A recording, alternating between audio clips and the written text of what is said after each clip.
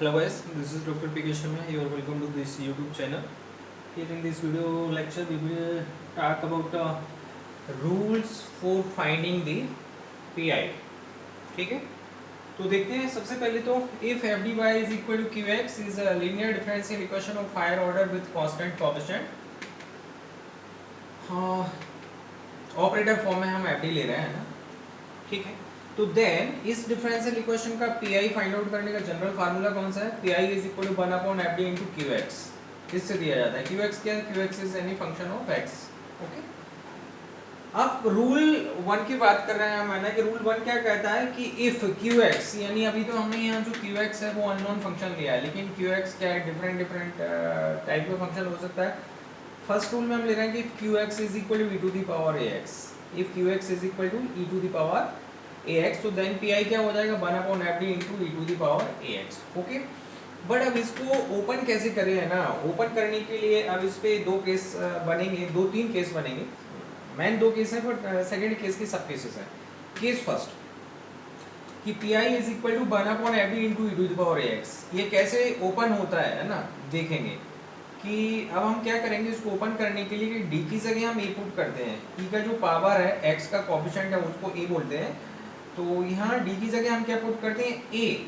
And if F A is not equal to 0, D की जगह ए put करने पर एफ ए की वैल्यू 0 नहीं होना चाहिए, तो ये रूल हम अप्लाई करते हैं। 1 upon F D E to the power X is equal to 1 upon F A into E to the power X हो जाता है। कब? If F A is not equal to 0, means D की जगह हम ए पुट करें और एफ ए की वैल्यू 0 नहीं होना चाहिए, तो ये डायरेक्टली ओपन हो जाएगा और हमें पी आई मिल जाएगा।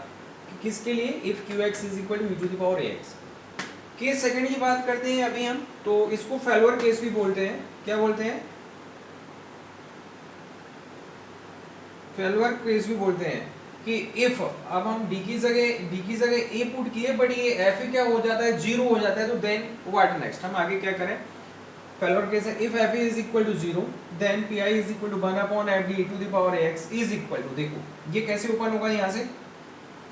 अब एफ ही तो 0 हो गया, तो ये तो हम केस फर्स्ट तो अप्लाई कर नहीं सकते, तो देन अब ये केस फर्स्ट कैसे किस फॉर्म में कन्वर्ट हो जाएगा वो देखते हैं। तो दिस इज इक्वल टू क्या होता है कि यहाँ न्यूमरेटर में x आ जाता है, x अपॉन एफ डी को with regard to D differentiate कीजिए। एफ डी क्या है? फंक्शन ऑफ डी है, इसको with regard to D differentiate कीजिए, तो ये एफ डैश डी हो गया, x upon F dash D into E to the power X. Okay, अब इसके बाद हम ये केस फर्स्ट अप्लाई करेंगे। कौन सा? केस फर्स्ट, यानी कि अब F dash A is equal to, if F dash A is not equal to 0, then ये क्या हो जाएगा? x upon F dash A E to the power A X. अब यहाँ पे if F dash A is not equal to 0 होगा, तो मैंने ये ओपन कर दिया, ये ऐसे ओपन हो जाएगा, x upon F dash D into E to the power X. तो यहाँ रूल से हो गया था, लेकिन अब यहाँ आगे नेक्स्ट इसको ओपन कैसे करेंगे? तो अगेन फिर हम डी की जगह ए पुट करने के लिए जाएंगे, केस फर्स्ट अप्लाई करने के लिए जाएंगे, तो ये क्या हो जाएगा? x upon F dash A into E to the power X. लेकिन कंडीशन यहाँ भी ये है, जो एफ डैश ए की वैल्यू 0 नहीं होना चाहिए, ठीक। बट अब इसी का हम एक सब केस की बात कर रहे हैं कि अगर यहाँ पे इसमें केस सेकंड में जो एफ डैश ए है वो एफ डैश ए 0 हो जाता है, तो देन क्या कर रहे हैं हम? तो if F dash A is equal to 0, F dash A 0 है, तो F dash A is equal to 0 है, तो एफ ए तो 0 हो गई, then P I is equal to 1 upon F D into E to the power X. अब ये जो टर्म मिला था ना, इसको एक बार और डिफरेंशिएट करने के लिए जाते हैं। जब एक बार और डिफरेंशिएट करेंगे तो हम न्यूमरेटर में एक बार और x से मल्टीप्लाई करेंगे, तो ये क्या हो जाएगा? x की जगह x स्क्वायर हो जाएगा और एफ डैश डी की जगह एफ डबल डैश डी हो जाएगा into E to the power ax, right. अब इसके बाद हम यहाँ पे केस फर्स्ट अगेन अप्लाई कर सकते हैं। तो केस फर्स्ट अप्लाई करके हम क्या करेंगे? इसको X square upon F double dash A E to the power sorry A X हो जाएगा।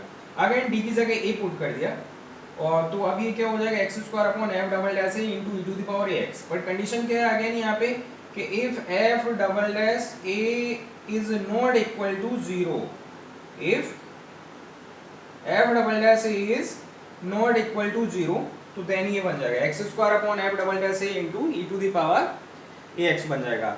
अदरवाइज यानी कि if F double dash is equal to 0 हो जाता है, तो फिर फर्दर हम एक बार और इसको डिफरेंशिएट करने के लिए जाएंगे, तो एक बार और डिफरेंशिएट करेंगे तो न्यूमरेटर में एक x से और मल्टीप्लाई कर देंगे, तो क्या हो जाएगा नेक्स्ट स्टेप में, अगर ये जीरो हो जाता है f double dash a is equal to zero, तो नेक्स्ट स्टेप में ये करना पड़ेगा x cube upon f triple dash d to the power ax and so on करके छोड़ दिया। तो ये क्या है कि रूल फर्स्ट केस सेकंड और फर्दर सब केसेस हैं। अब हम एक क्वेश्चन देखते हैं इस रूल पे। देखिए, solve the differential equation d square minus 5d plus 6y is equal to e to the power 4x। तो यहाँ ऑलरेडी ऑपरेटर d की फॉर्म में गिवन है, तो this is the value of fd। यहाँ सॉल्यूशन में आते हैं, this is the value of fd is equal to d square minus 5d plus 6, और this is the value of qx। तो qx इज इक्वल टू क्या है, e to the power 4x। तो सबसे पहले तो हम क्या करेंगे, देखो यहाँ पे राइट हैंड साइड में जीरो नहीं है, यानी qx की वैल्यू गिवन है, तो इसका जो सॉल्यूशन हमें मिलेगा y is equal to cf plus pi से मिलेगा। तो यहाँ पे हमें cf भी फाइंड आउट करना पड़ेगी, देन pi के लिए जाते हैं। तो cf कैसे फाइंड आउट करते हैं वो तो मैं इससे पहले वाले वीडियो लेक्चर में आपको बता चुका हूँ। cf के लिए देखो d की जगह m पुट करते हैं, तो देन क्या हो जाएगा, m square minus 5m plus 6 is equal to 0। उसके बाद इसके फैक्टर कर लिया हमने, m minus 3 into m minus 2 is equal to 0। तो m की टू वैल्यूज मिली हमें, m इज इक्वल टू 3,2। तो अब दोनों रूट्स कैसे हैं, अनइक्वल है, m की both values of m are unequal और डिस्टिंक्ट।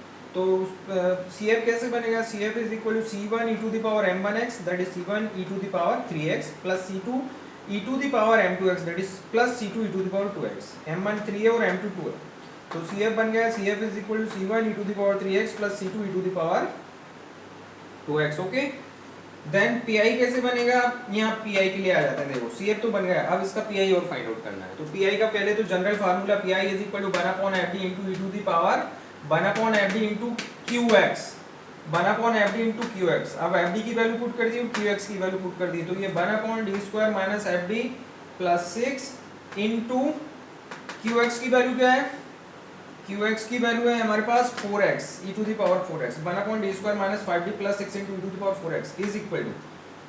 अब देखो यहाँ पे a की वैल्यू क्या है, a is equal to e to the power 4x में a इज इक्वल टू 4 है, तो d की जगह हमें 4 पुट करना है, और कंडीशन ये है कि इफ f4 0 होता है या 0 नहीं होता वो चेक करना पड़ेगा। अकॉर्डिंग हम रूल अप्लाई करने के लिए जाएंगे। तो देखो, on putting d is equal to a is equal to 4 in fd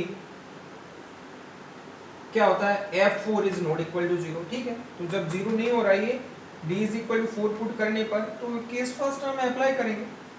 तो is equal to 1 upon d की जगह 4 पुट कर दिया, 4 square minus 5 into 4 plus 6 into e to the power 4x, और ये क्या हुआ 16 minus 20 plus 6, 1 upon 22 minus 20 that is 1/2 e to the power 4x। तो ये pi आ गया, pi इज इक्वल क्या गया 1 upon 2 e to the power 4x, और ये cf पहले ही आ गया था। तो hence complete solution of this differential equation is given by y is equal to cf plus pi, y is equal to, तो ये cf की वैल्यू पुट की प्लस ये pi की वैल्यू पुट की, तो ये इसका क्या हो गया, कंप्लीट सॉल्यूशन हो गया। क्या हो गया इसका, कंप्लीट सॉल्यूशन हो गया। ओके, आप एक और नेक्स्ट क्वेश्चन देखते हैं, तो जो failure case that is case second उसमें एप्लीकेबल हो, तो हम नेक्स्ट देखते हैं।